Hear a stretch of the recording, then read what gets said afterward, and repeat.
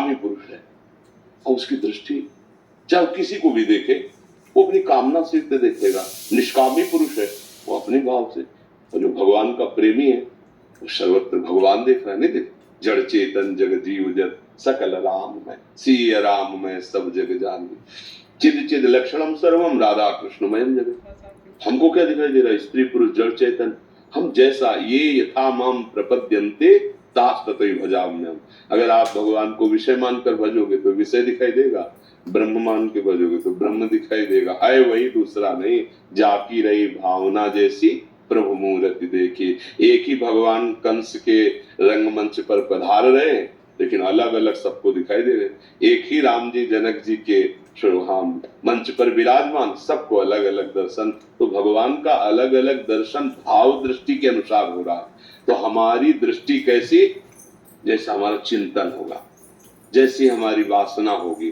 तो हमारी वासना गंदी है, शरीर भाव है, भोग में सत्यत्व सुख बुद्धि है। इसलिए मना किया जाता है कि आप अपनी इस बात को समझो। अगर इनको आप नित्य मानोगे, इनको सुखद मानोगे, इनको सच्चा मानोगे तो इसी में फंसे रहोगे, कभी निकल नहीं पाओगे। ये भूत के लड्डू हैं, ना खाए तो परेशान, खाए तो परेशान। बोलो है ना?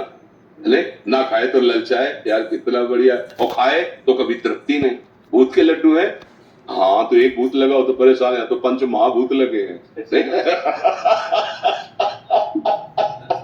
एक भूत लगाओ तो आदमी झाड़ फूक करवा ले, ले जाले क्या क्या। और यहाँ तो पंच महाभूतों का नशा चढ़ गया है कि मैं देह हूँ, देहाभिमानी, पंचभूतात्मक रचित इस देह को मैं मान करके इंद्रियों के साथ भोगों में विचरण कर रहा। बड़ा समस्या है। अब ये चूंकि अध्यात्म है, बिना भजन के इसका रहस्य समझ में नहीं आता है। सत्य मार्ग का अवलोकन, सत्य वार्ता, ये तो भगवान की कृपा है कि आप यहाँ सुनने आए, यहाँ बैठने आए।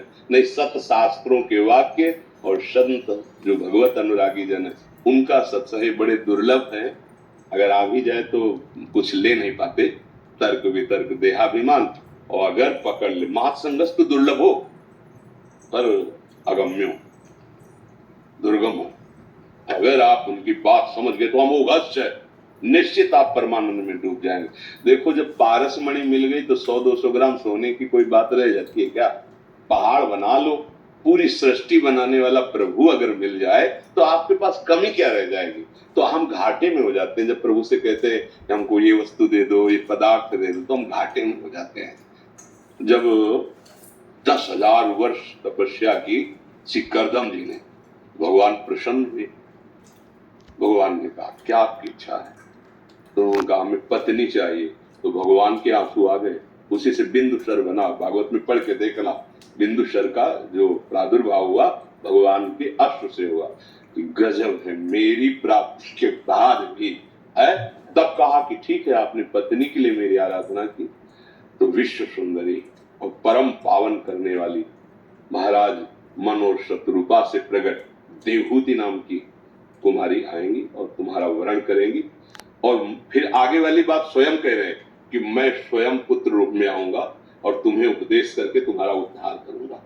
देखो, भगवान के लिए कामना जो भगवान से की गई, तो भगवान ने अपने आप ठेका उद्धार का भी ले लिया और कपिल भगवान के रूप में अवतरित होकर सांख्य योग क्या, प्रकृति और परमात्मा का बड़ा सुंदर उपदेश करके श्री करदम जी को परम पद प्रदान किया।